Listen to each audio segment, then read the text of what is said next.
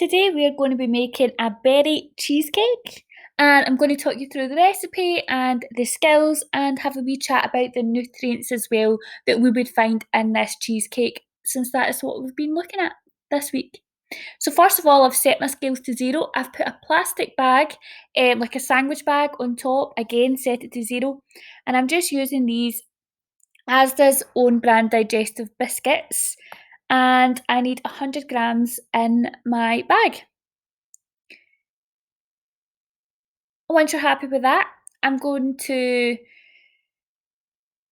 measure out 50 grams of margarine into a pan, and I'm going to melt that on the hob and a little bit later. So in the bag with the digestives, I've flattened it out so that all the air's out it, tied a knot in the bag, and then I'm going to use my rolling pin to make these into fine, almost like breadcrumbs. Now you'll notice that I'm rolling the rolling pin and not whacking it off the table, because there's nothing more annoying than that. So just roll out your digestive biscuits. Yep, that was me showing you not to do that. Roll out your digestive biscuits until they are all fine. You want almost, it looks like sand consistency. And we're going to add this into the melted butter.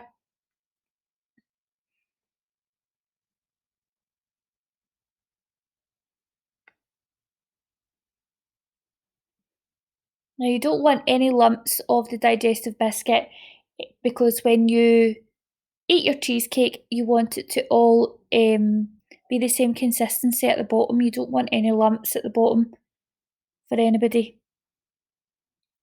So once you've melted the butter, very careful with this, it does melt really quickly.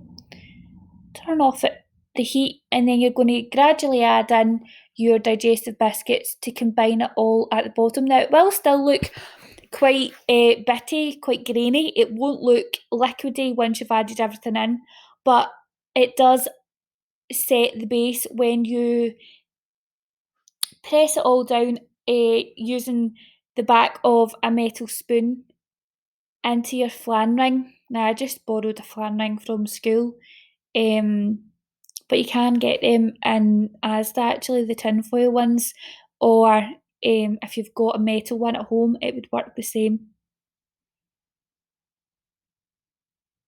Make sure you get all the breadcrumbs in, all the digestives in, and mix thoroughly into the butter so that you can then press it down into your flan ring.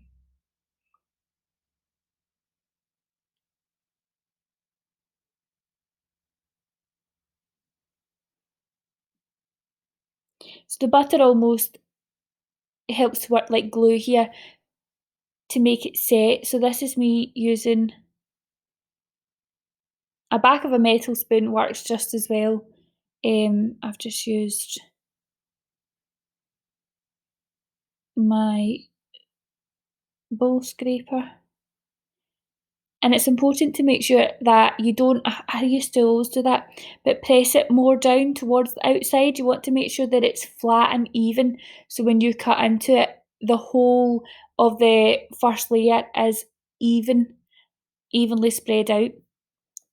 So into this bowl here, in a small bowl, I'm going to have 75 grams of cream cheese, 25 grams of caster sugar that I've used a sieve to sieve in, again to make sure there's no lumps, and a small pot of yoghurt. And you can use any flavour you want of yoghurt. I've just used, I think, was that raspberry? I think it was berry flavoured anyway. And you're going to mix all that together.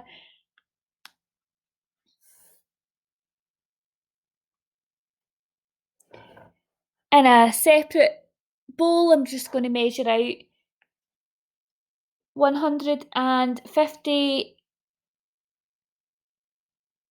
mils of whipping cream as well. Now, I have seen quite often, it's usually on social media, people assume that cheesecake is a healthier alternative to like normal cake, chocolate cake, for example. But typically, cheesecake has about the same amount of calories as any kind of chocolate cake. But what it does have more of is it has got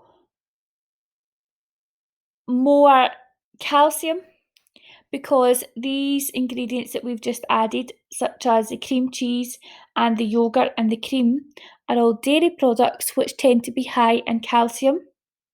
And we've spoken this week that sources of calcium include dairy products. So there is much more calcium in a cheesecake, tends to be less sugar because a lot of the sweetness comes from the dairy products and the berries or whatever that we've added into the cheesecake rather than the chocolate.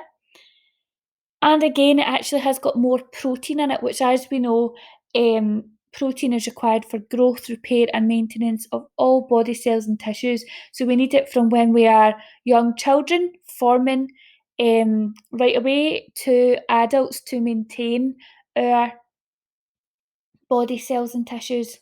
And the protein, again, comes from the dairy products. So this is me folding in the two mixtures. So in my small bowl, I had the cream cheese, sugar, and yogurt, and in the large bowl, I had whisked. It did take quite long, by the way. If you've got an electric whisk, that would be really useful. But I have just folded in the cream into the small bowl. And to fold, it means we're not knocking out any additional air. We still want our cheesecake to be nice and light. And if we knock out all the air, so just do this part gently when you add in whatever berries you choose. If we knock it out, it'll be flat. So after that, it's time to get your base out of the fridge again. And you're going to spread out all the cheesecake topping. Now, if you save some, if you've got a piping bag at home, if you save some of the cream, you can pipe on the top.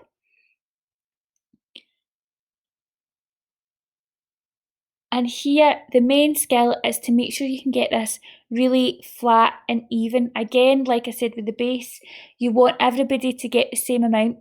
When you're serving it, you want the base to be the same level, you want the top to be the same level. So again, I've got my bowl scraper out and use that to get a nice even finish on the top. You could use your berries to show 4 servings. I have just stuck a berry in the middle just for easiness really. And that is your that is your cheesecake finished. Remember, if you make these, we would love to see it. If you send it in, enjoy.